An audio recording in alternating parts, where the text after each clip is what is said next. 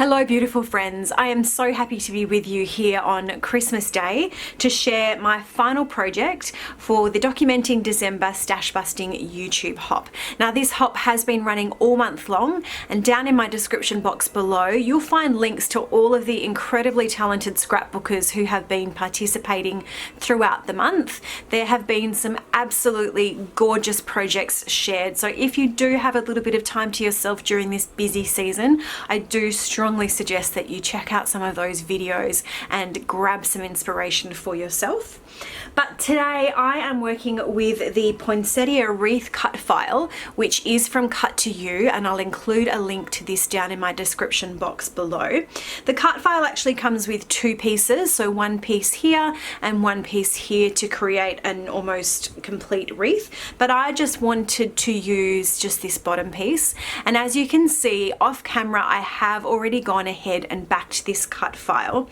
Now you might notice it's a little bit different here on the leaves because the pattern paper that I used was a really dark green, and I wanted to soften that a little bit, so I do have a layer of vellum there between the pattern paper.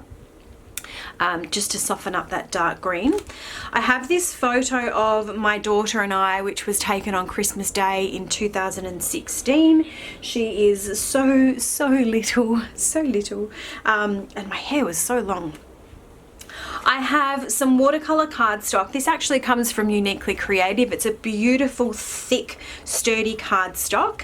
I have trimmed it down slightly already, and my plan is to create, I'm really loving the circle designs at the moment, but to create kind of a wreath continuing up from underneath this.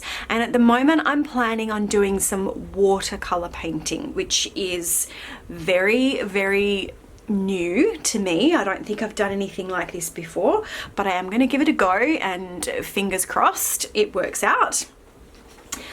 The stash that I'm using here, I have this Merry Days 6x8 paper pad. Now this is actually the only thing that I purchased from the Merry Days collection.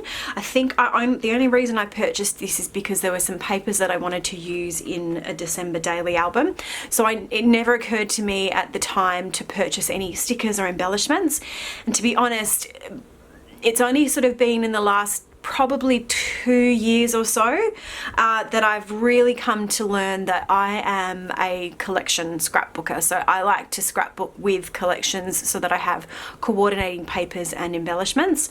So that's why some of my older stash is a bit higgledy-piggledy. There's all kinds of different stuff. But this is all that I have. I have no embellishments. So I've had a flick through, and it's possible that I may be able to fussy cut out some pieces from here to use as embellishments. I also have this 12x12 paper pad from Die Cuts with a View, and I did have a look. This is from 2018. I think this is also from 2018. Yep, 2018. So same year. The color schemes are really quite similar, so I think that they'll work well together. Again, there may be some pieces that I can fussy cut out from here to use, but this paper pad also came with a coordinating sticker sheet. So I have got some embellishments here that I can use as well. And of course I can always dive into my stash of embellishments to fill that out if I need to. But I think that is enough for an intro. Let's hop on fast forward now and see this one come together. Okay, so to begin with, I'm just using a bowl from my kitchen to lightly trace a circle on the middle of my page to give me something to work from when I'm building my wreath with the watercolor. And I made sure that the circumference of that bowl was roughly the same as what that poinsettia wreath cut file would be if it was extended out. And then I've popped the cut file over the top just to add a little pencil mark where it starts and finishes, and that's where I'm going to start my watercolor foliage.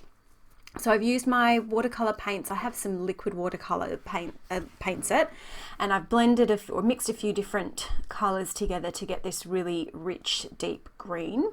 And I am going to build or paint some foliage using, it's a round fine tip brush. I think it's a number 6 brush.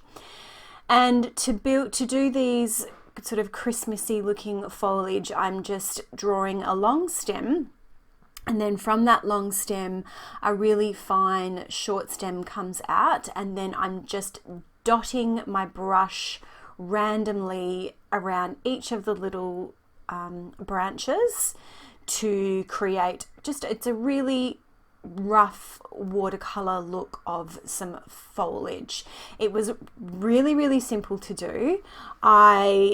As I mentioned in my introduction, I have not really done a lot in the way of watercolor, creating foliage, creating florals or anything like that. So I was pretty hesitant and unsure about how it was going to turn out. But honestly, this was so simple and so effective. And I'm just really, really impressed at how it came out. So I kept it a little bit slower so that you can see what I'm doing, and then I've sped it up really fast here while I go and fill in this wreath. And so what I've done is I'm just making sure that I've got a balance. I'm going to start with these rough foliage pieces here, and you'll see that I paint one on one side and then turn my page around and then go and paint the other on the other side. And what that does is that while I am working on this side of the paper, the watercolor on the opposite side is drying enough that I can come back in over the top and I'm not going to smudge anything.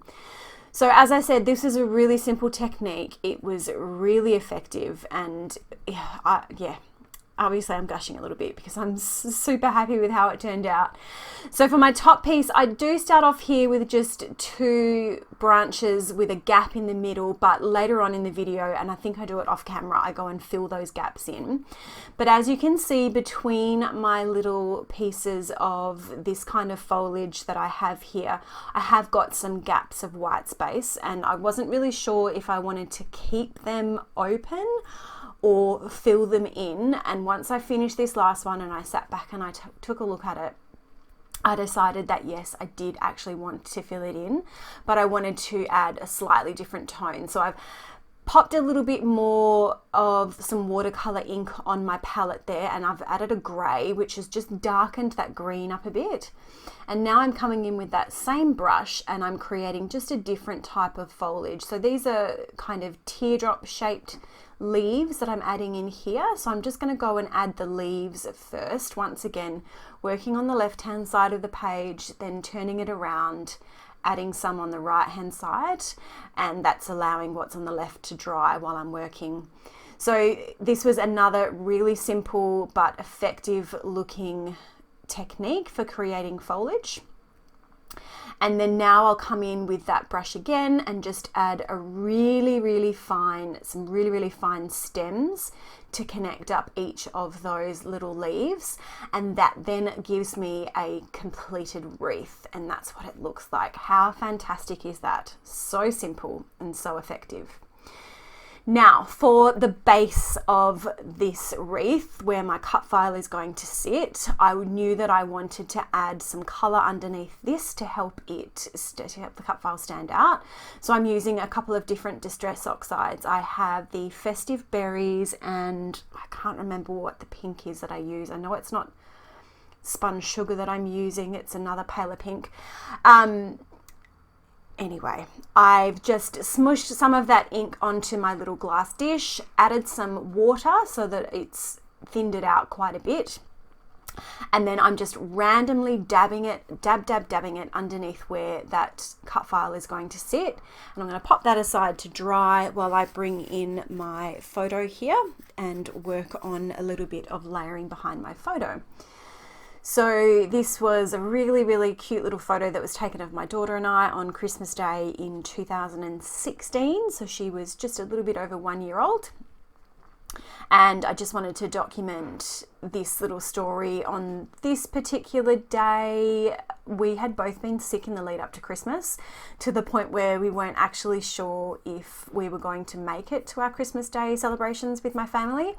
But thankfully we both woke up feeling a fair bit better and were able to do it. So I wanted to just document this photo, and there are a couple of other little photos as well. What you've seen me do now is just add a really thin white border around my photo, which is something I almost always do. And then I want to add a couple of mats behind my photo. Now you can see, looking at this 6x8 paper pad, that I have used it on another on other projects.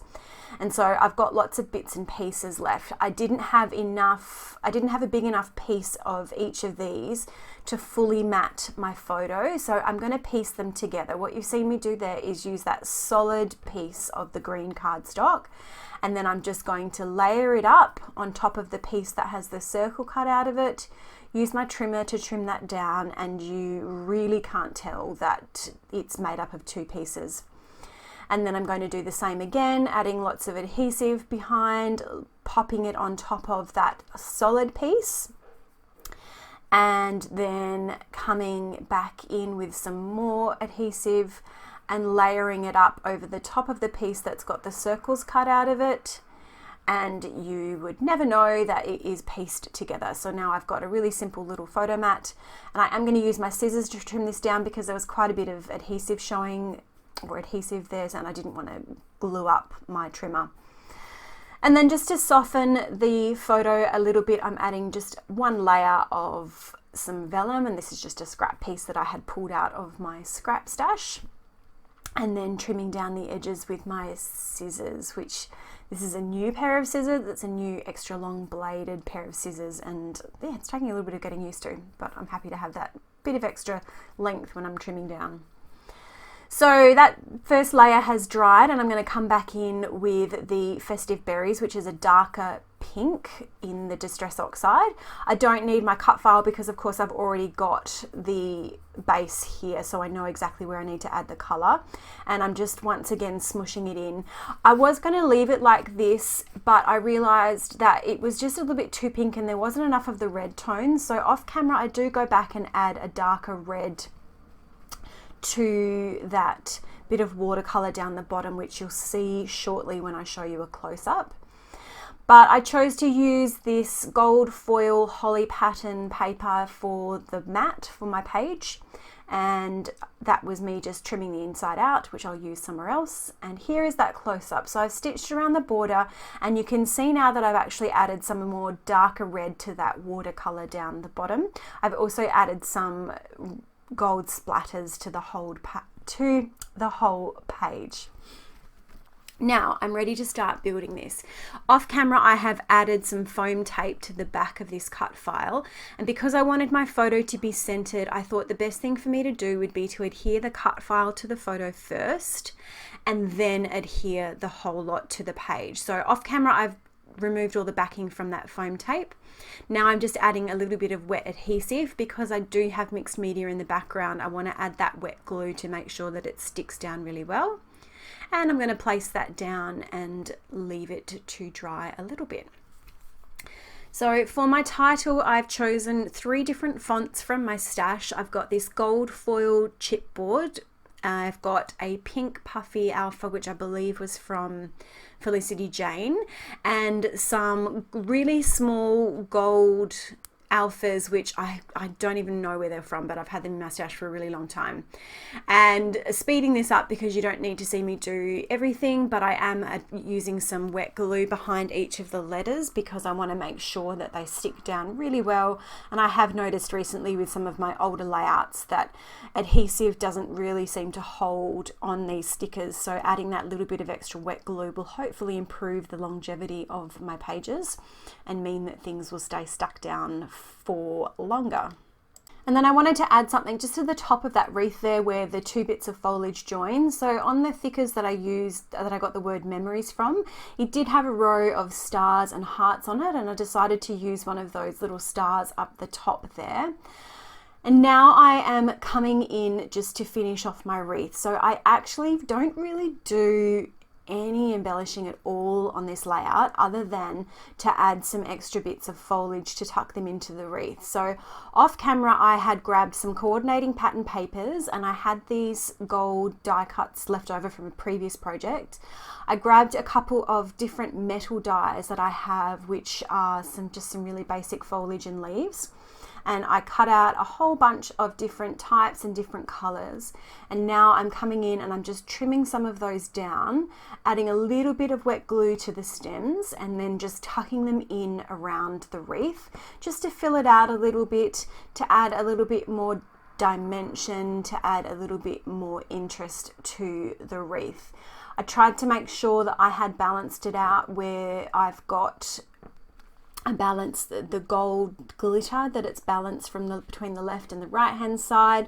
Likewise, I've used some pink foliage and some dark green, and I think I bring in a little bit of a light green as well. So I'm just making sure that there's a balance between the left hand side of the wreath and the right hand side of the wreath, and also making sure that I'm changing up the type of foliage that I'm adding, so I'm not having all the same type clustered together, and that's spread out and balanced.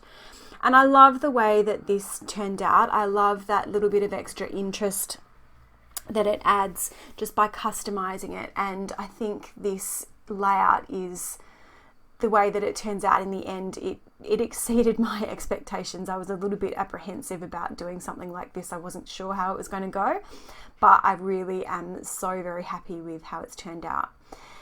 And now thinking about the design of this layout and the visual triangle, because I do have that gold foil star up the top, I've just grabbed a couple more from that thicker sheet and just tucked them in on the left and the right hand side of my wreath. And then to finish off this layout, I have grabbed some Nuvo drops. So I have a gold glitter Nuvo drop, which I've just used to fill in the center of those poinsettia flowers that are on the wreath.